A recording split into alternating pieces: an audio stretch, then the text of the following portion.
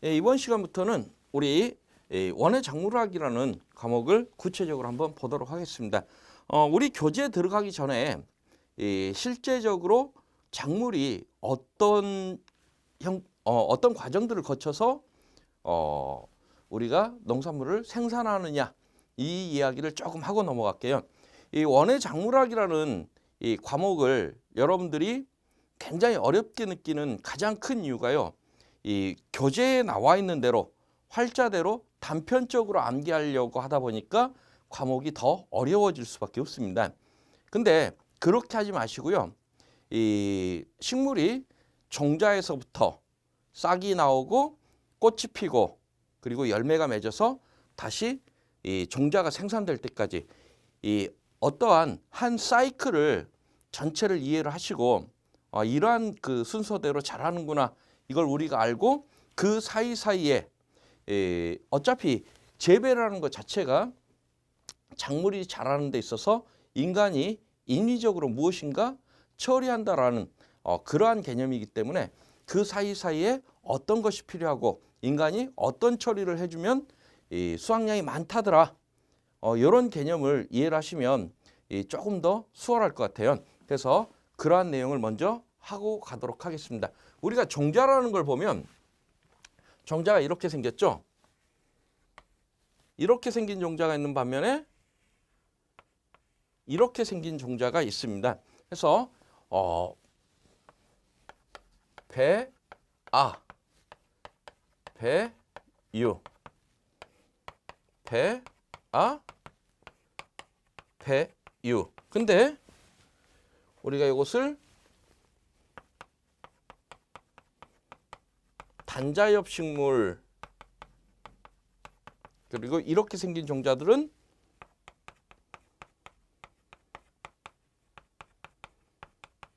쌍자엽 식물, 이렇게 표현합니다. 해서 단자엽이냐 쌍자엽이냐에 따라서 결국 종자의 생김새가 서로 다르더라. 이것들을 봤더니 배아라는 것은 장차 식물체로 이렇게 자랄 부분들이고요. 배유라는 것은요, 식물체가 싹이 나와서 자기 스스로 양분을 흡수할 수 있을 때까지 양분의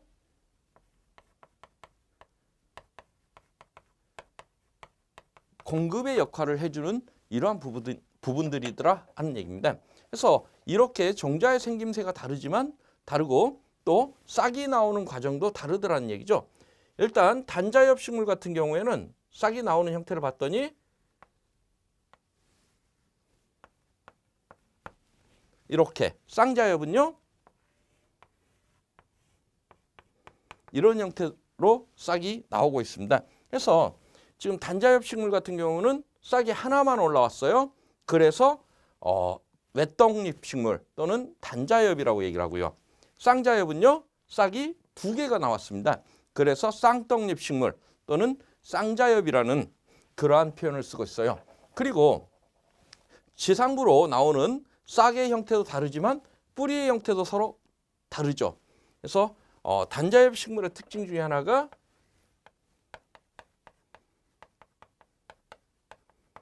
수염 뿌리를 구성하고 있더라. 그래서 뿌리의 형태가 수염의 모양으로 이렇게 나오고 있습니다.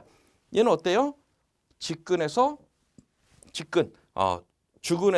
측근이 발생하는 이런 형태를 보이고 있어요. 그리고 또 우리 시험 문제에서 가끔 물어보는 게 이 무배유 종자, 유배유 종자, 이런 표현을 쓰고 있습니다. 그 의미는 지금 이 쌍자엽 같은 경우는 배유가 없어요. 지금 여기 배유죠. 이 부분이 배유인데 단자엽은 이렇게 해서 배유를 옆구리에 차고 있습니다. 그래서 옆구리에 차고 있다고 그래서 이것을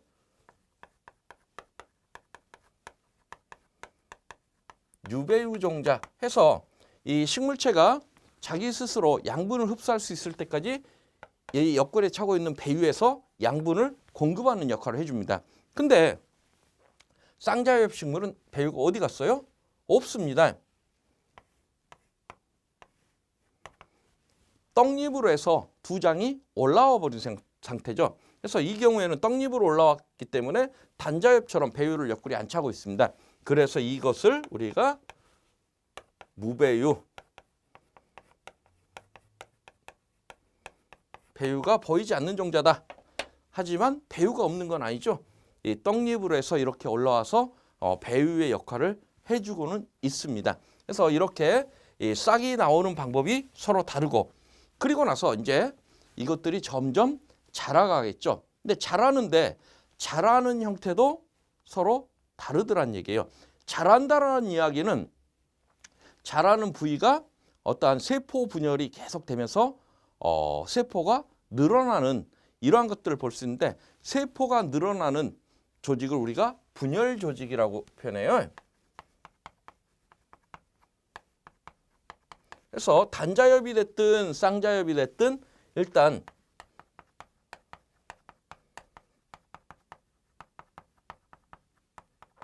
정단 분열 조직이라는 걸 갖고 있습니다. 이 정단 분열 조직, 정단, 맨 끝에서는 세포가 분열하더란 얘기예요. 그래서 맨 끝에 부분이 세포가 분열하다 보니까 키가 위로도 크고 그리고 뿌리가 아래로도 뻗더라. 키도 크고 뿌리가 뻗는 이 이유가 맨 끝부분에, 이러한 끝부분에 세포가 분열되는 그러한 위치가 갖춰져 있더란 얘기고요. 두 번째, 두 개의 이 줄기의 단면을 봤더니 형태가 서로 다르게 생겼습니다.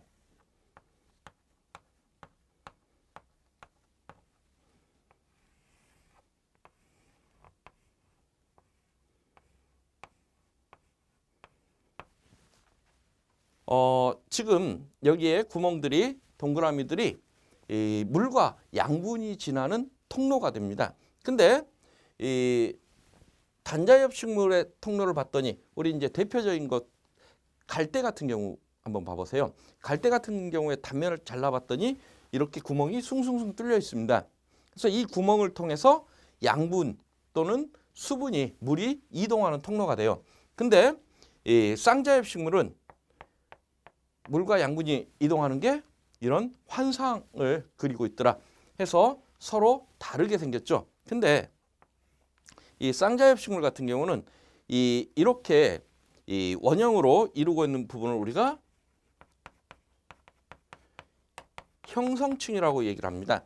그리고 이 형성층이 분열 조직이에요. 다시 말해서 이 형성층이 세포가 이렇게 분열되는 조직이다 보니까 이 시간이 가면 나무 같은 경우는 옆으로 뚱뚱해집니다.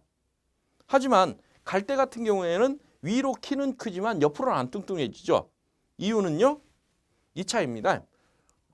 갈대 같은 단자엽 식물들은 이렇게 옆으로 클 수 있는 분열 조직이 없다 보니까 옆으로는 안 크고 키만 크더란 얘기예요. 하지만 나무 같은 경우는요, 그게 아니고 키도 크지만 옆으로도 뚱뚱해지더라. 이유는 요 차이.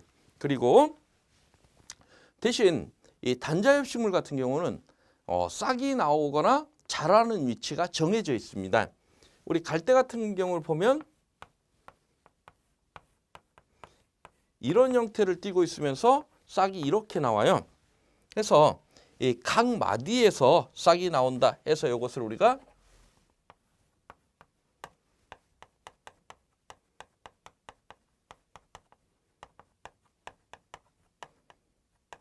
절간 분열 조직, 마디 절자입니다. 그래서 마디 사이에 이렇게 분열되는 위치, 세포가 분열하는 위치가 있더라 해서 절간 분열 조직 이렇게 표현하고요. 그래서 이렇게 해서 식물체가 점점 자라다 보면 이제 어느 순간인가 꽃을 피우겠죠.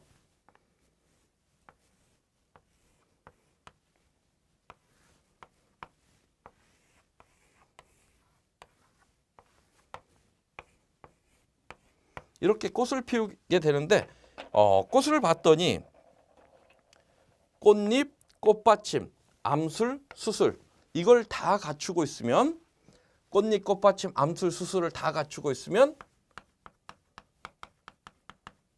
갖춘 꽃 또는 완전하라고 얘기를 하고요. 그리고 암술, 수술 꽃잎 꽃받침 중에 하나라도 없는 경우가 있어요. 대부분 이제 그 박과채소들 같은 경우에 보면 우리 호박꽃 뭐 이런 것들 보면 암꽃, 수꽃이 나눠져 있죠. 암꽃, 수꽃이 나눠져 있다는 얘기는 암꽃에서는 뭐가 없다는 얘기예요? 수술이 없고 수꽃에서는요 암술이 없다는 걸 의미합니다. 그래서 이렇게 뭔가 하나가 빠진 그런 경우를 못 갖춘 꽃 또는 불완전화 이렇게 표현해요. 그래서 이제 꽃이 피고 나서 우리가 요 부분을 주두라고 얘기를 하고요. 화사,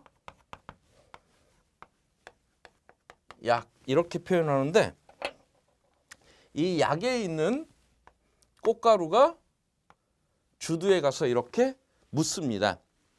그러면 꽃가루가 이렇게 암술 머리에 와서 묻는 거, 요것을 우리가 수분이라고 얘기를 하고요. 꽃가루가 이렇게 주두에 가서 묻게 되면 여기서 이렇게 관을 뻗어서 정액을 내려보냅니다. 정액이 내려와서 여기에서 난액과 만나게 되면 이 만나는 과정을 수정이라고 표현하죠. 근데 식물은 이 정액이 2개가 내려와서 여기에서 2번 만납니다. 그래서 그것을 우리가 중복 수정 이렇게 표현하는데 이 중복 수정은 일단 난액과 극핵 이 안에 이제 이 부분을 우리가 자방이라고 표현하는데 이 자방 안에 난액과 극핵을 가지고 있어요. 이 난액과 극핵이 있는데 난액하고 위에서 내려온 정액이 한번 만납니다. 그래서 N의 형태 극핵과 정액이 만나서 수정이 난액과 정액이 한번 극핵과 정액이 한번 해서 2번 만난다고 해서 이것을 우리가 중복 수정 이렇게 표현합니다. 난액과 정액이 만나서 결국 배아가 되고요. 극핵과 정액이 만나서 배유.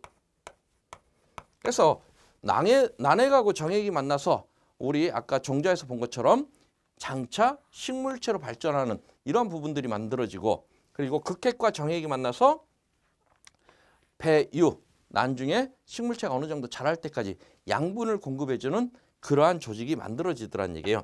근데 여기서 우리가 봤더니 N이니 EN이니 이런 표현을 썼습니다.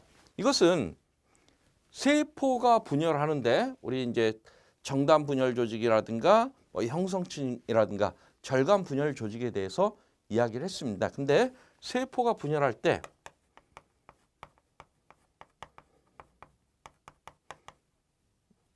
체세포 분열과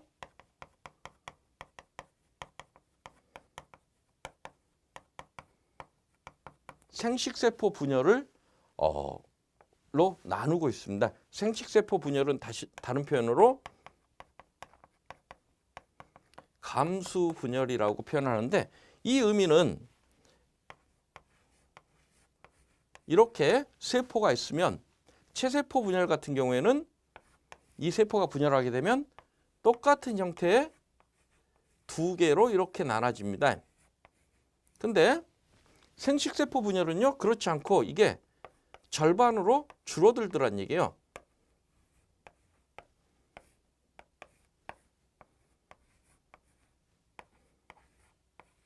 그래서 이렇게 2개로 나눠지는 것을 체세포 분열 그리고 반으로 줄어드는 것을 생식세포 분열 또는 감수 분열이라고 표현하고 있어요.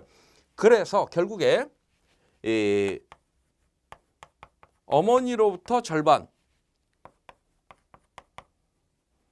아버지로부터 절반 이렇게 만나서 다시 온전한 형태의 한 쌍을 이루더라 하는 개념입니다. 만약에 이런 상황이 아니고 생식세포도 이렇게 되면 어떻게 될까요? 나중에 가서 어머니한테 2개, 아버지한테 2개. 그러면 어머니, 아버지는 요 형태인데 자식은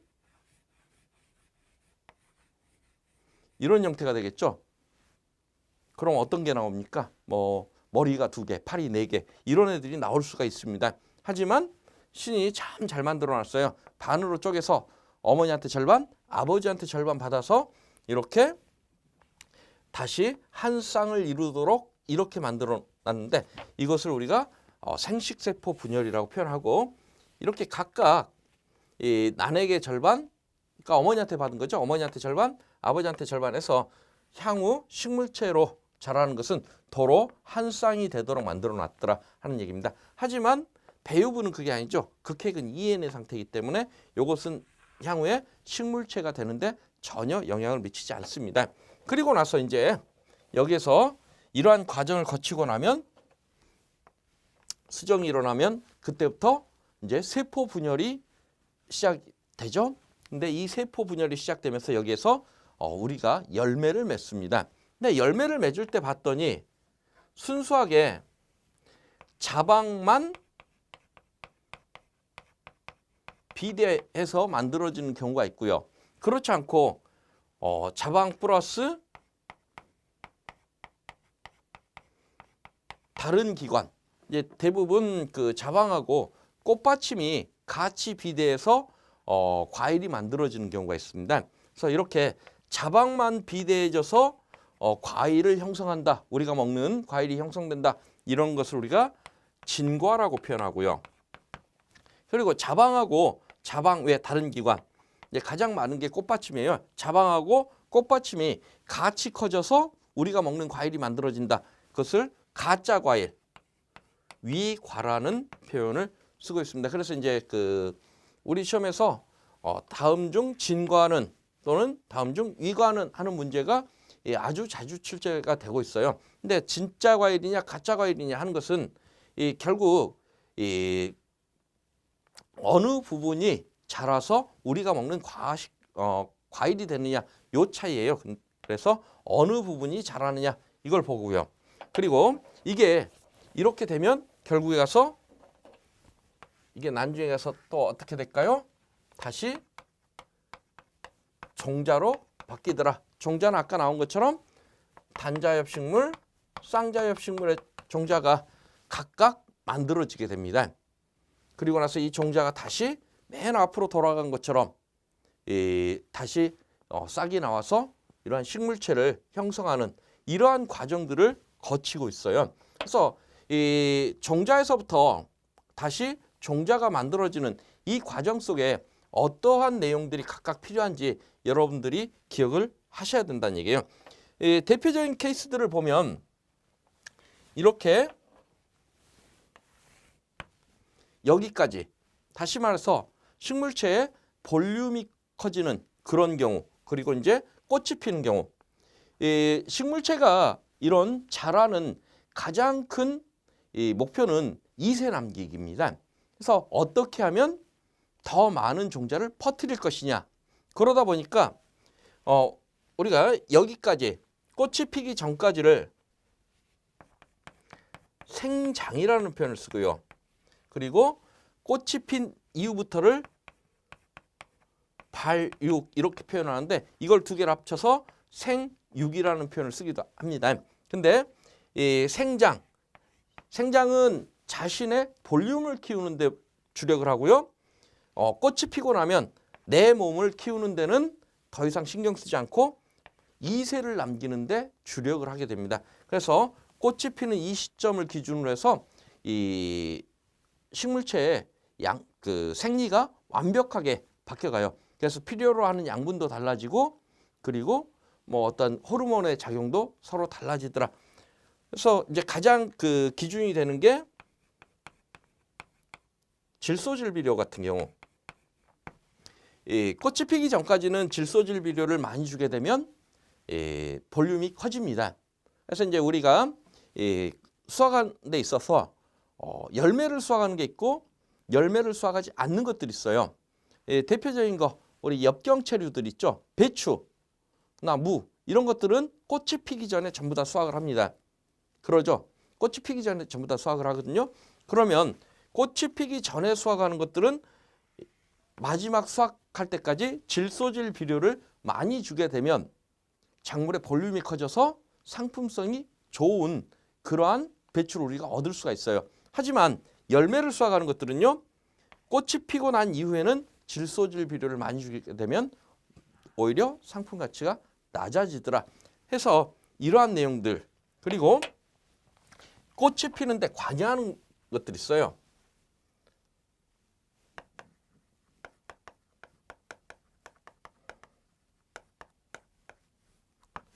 환경적인 조건들을 봤더니 일장이라는 게 관여를 하고 있습니다. 우리 들에 나가보면 꽃이 피는데 봄에 피는 꽃도 있고 여름에 피는 꽃도 있고 가을에 피는 꽃도 있습니다. 근데 얘네들이 왜 그때 피느냐? 뭐 경우에 따라서는 국화는 가을에 피죠. 국화는 정상적으로 가을에 노지에다 놔두면 가을에 피는 게 정상인데 이 국화를 우리가 여름에도 꽃을 피우고 겨울에도 꽃을 피웁니다. 봄에도 피우고요. 그것은 봤더니 식물은 일장, 밤과 낮의 길이에 따라서 이게 꽃 피는 게 달라지더란 얘기예요. 우리 국화는 가을에 피는데 이렇게 가을이라는 얘기는 낮이 길었다가 낮이 점점 짧아지고 밤이 길어지는 요 타이밍에 꽃이 피더라는 걸 우리가 알았습니다. 그래서 여름이나 봄에 꽃을 피우기 위해서 저녁에 강제적으로 차광을 해버려요. 그럼 국화 입장에서 이제 밤이 더 길어졌으니까 내가 꽃을 피워도 되겠구나 해서 꽃을 피우더라. 그래서 일장이라는 그러한 그 개념들이 하나 나올 거고요. 그리고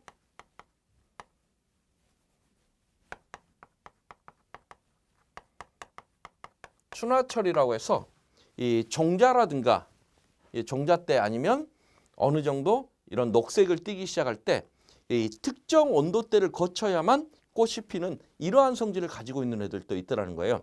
그래서 이제 종자 때 저온을 거쳐야만 꽃이 피는 그런 식물들 같으면은 대표적인 거 우리 맹류, 추파 맹류 한번 볼까요? 이 보리 같은 경우는 가을에 파종을 해서 우리가 봄에 수확을 합니다. 근데 보리는 이렇게 싹이 나와서 추운 겨울을 느껴야만 봄에 열매를 맺더라 이런 거예요. 그래서 특정 시기에 특정 온도를 거쳐야만 꽃이 피는 이러한 성질들을 또 이용하는 경우도 있습니다. 그리고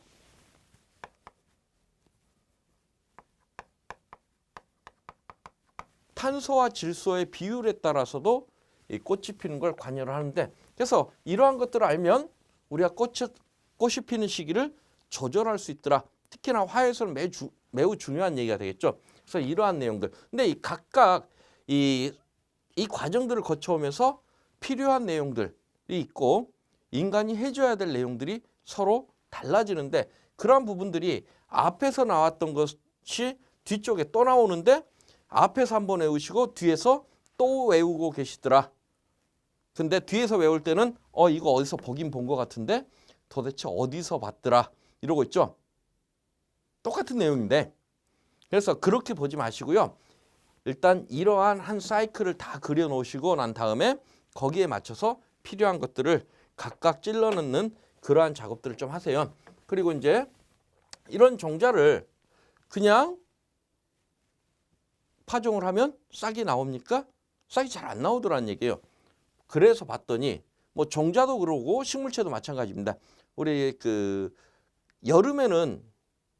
여름에는 이렇게 파릇파릇하게 자라던 나무가 가을 됐더니 잎을 싹 떨구고 죽은 듯이 겨울을 보냅니다. 왜 그래요? 그걸 뭐라고 그러죠? 그걸 우리가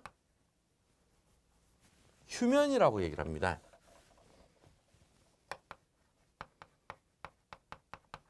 휴면이라는 개념은 식물체가 지가 자라기 불리한 환경이 되면 죽은 듯이 자버립니다. 그러다가 환경이 좋아지면 다시 이 생장을 시작하는 그러한 성질인데 이러한 휴면, 종자 역시 휴면을 하고 있어요. 그래서 종자가 잠자고 있는 상태 같으면 파종을 해도 싹이 안 나오겠죠. 그래서 휴면을 깨트려서 파종을 해줘야만 싹이 나오더라. 그래서 어떻게 하면 휴면을 깨트릴 것이냐, 이러한 내용도 보시면 돼요. 그래서 지금 제가 여기 그림 내에서 출제될 게 3분의 1은 여기서 나옵니다. 근데 이제 그 사이에서 여러분들이 좀 암기하시고 공부하셔야 될 내용이 있겠죠. 그래서 이러한 전체 사이클을 여러분들이 한번 생각을 해 놓으시고, 그리고 나서 거기에서 어떠한 내용을 중간에 집어넣을 것이냐, 그리고 작물은 이게 야생이 아니고 작물은 인간이 재배를 하다 보니까 각 재배 과정 중에 인간이 어떠한 일을 해줘야만 얘가 상품 가치가 좋은 그러한 상품이, 농산물이 생산될 것인지, 그래서 어떤 일을 언제 해줘야 되느냐, 이런 것들을 우리가 떠올리시고 공부를 하시면 이 과목에서 한 60점 정도 맞는 것은 크게 어려운 일은 아닐 것이다. 제가 보기엔 그렇습니다. 일단 이번 시간 여기까지 하고요. 이제 다음 시간부터는 이제 우리 본 교재 들어가도록 하겠습니다. 수고들 하셨습니다.